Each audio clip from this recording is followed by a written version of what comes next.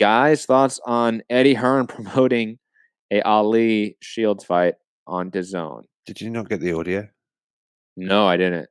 Whoa! Why not? Where is it? What do you mean? Audio where? Obviously, the topic chat. Topics. And audio from whom? Eddie Hearn on his offer, on him trying to communicate Was with that Laila. on? It was the Sirius XM video. Yeah. Okay. I just emphasized. Yeah, that's so hard to do on the computer, though. You guys talk for a bit. I'll see if I can pull it up. Eddie Hearn promoting Shields, Ali, obviously on DAZN. Thoughts on that possibility? I'm sure Eddie Hearn would like to promote that fight because there's money in the fight. The only problem is Laila Ali's not fighting. Curtis Conway has about as much chance of playing the NFL again as Laila Ali does in Conway. She's not coming back. She hasn't fought. We looked at it was 13 years, Matt. Give us an equivalent theory in like so the English people understand, Gary. Curtis Conway is a wide receiver. So give me a footballer who hasn't a good football player, an all-star level football player who was an all-star 20 years ago who hasn't played in at least 13 years. Right. Okay. No. All right. That's what you meant. Yeah. Let's say you could explain what you meant. Apparently, you're an NFL buff, though. Every time I talk to you, you watch. That's why I got you. Yeah, Rob's not British, guys. I just want to let everyone know he's fake. He has a fake mask on. I'm a British person. He's secretly a Yankee. Away with it too if it wasn't for you pesky kids. I mean, we used to go to college with this kid who said he was from France. He wore a beret, had a French accent. His name was like Simon, and then he had like an Anglo-Saxon last name too. Was it Simon or Simon? Simon. Oh, see, that's the giveaway. That's the giveaway. You could have known. Yeah, this kid is making this up to try to get chicks with his fake French accent. This is fake. Bonjour, je m'appelle Simon. I've definitely had friends try and do like an Australian or British accent for a whole night at parties, and it actually works. Like, just saying, not a bad way to go about if you just want that. I'd have been doing an Australian accent. He'd have been dropping the C-bomb all night and never would have got a lady calling her a C-bomb. Well, it's the American version of these accents. Come on. Good day, mate. But, Gary, you act like this is impossible. I mean, if Eddie Hearn, DAZN are out there making YouTuber fights, you don't think they're going to throw a bag at Laila Ali and think that, oh, my God, we can promote it as, the daughter of the great Muhammad Ali? That's money in the bank for us. You don't think DAZN is thinking that, or Eddie Hearn's thinking that to a degree? DAZN is thinking that. I just don't think Laila Ali's coming. No, I absolutely. Like I said, I think Eddie Hearn would love to do it. I just don't think Laila Ali has any interest in it. Really, I think she was just going. What was she on, the Breakfast Club, or what was she on? That she said. No, I think it was Akin Barak. Okay, I mean, she was bored. Like I think her kids are like high school age now, so they're probably not home much, and she's bored. So she's like, I want to go on and call out Claressa Shields.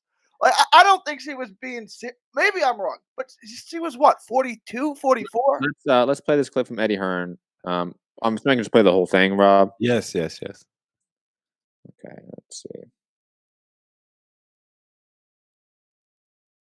Okay, it's not loading. So Instagram, 30th of January, 2019. Cast your minds back a month before. We just done Claressa Shields against Hannah Rankin in Kansas. Yes. So I send and this on the Ali, Akin Barak slide show. into a DM. Oh my God. And I say, Laila Ali, when's the comeback, champ? There has never been a better time. Wow. And this was on 30th of January 2019. She doesn't follow me, so she probably didn't get it. But if you didn't get it and you're watching this, Laila Ali, come see me. Wow. Because I love this fight. Wow. I love but this do you fight. have millions of dollars for her? Well, the first part of the question was yes. Do we have millions of dollars? How the many is the second part was second? for her is who knows? I mean, again, it's something completely unique. And with DAZN, the key for us is to drive subscription moments, if you like, for the platform. Right. So we have to produce a schedule for subscribers and fight fans that is unrivaled. But we do want these, what we call internally as tentpole moments. Right. That's why you might see Logan Paul against KSI. Right. That's why you might see Antonio Brown against Logan Paul. And this is one of those moments. I believe. Now, the size of it is the question. Question. Does it reach across the mainstream where Muhammad Ali's daughter takes on arguably one of the top women fighters of today. Well, with one interview, actually we interviewed them both the same week. With one interview, it was mentioned on the biggest radio station there is, the biggest radio show in the whole nation.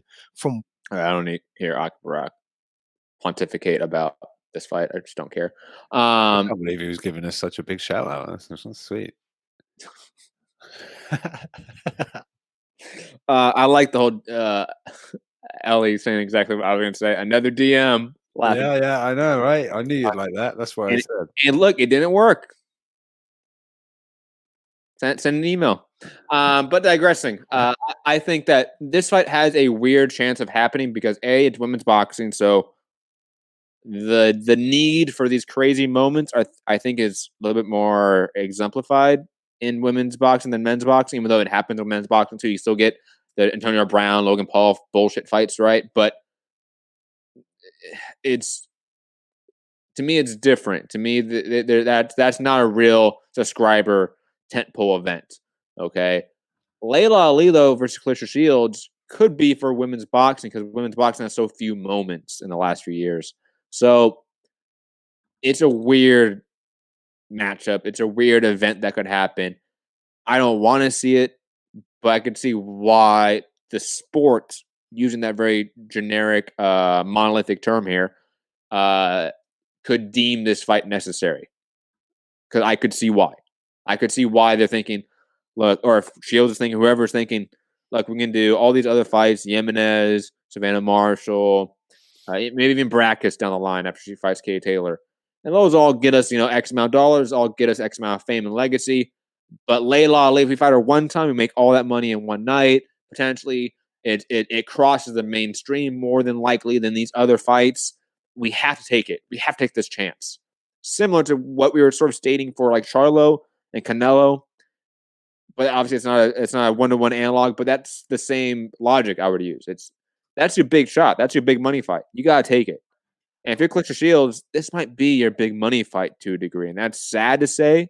That's obviously an indictment on women's boxing at the very top, but it's just a reality, guys. But if I said, okay, Cecilia Brackus, what's a bigger money fight? Now, Brackus is one of the best women fighters ever. Like, she's probably got the best resume of any women's fighter ever, right? She's probably had the best career.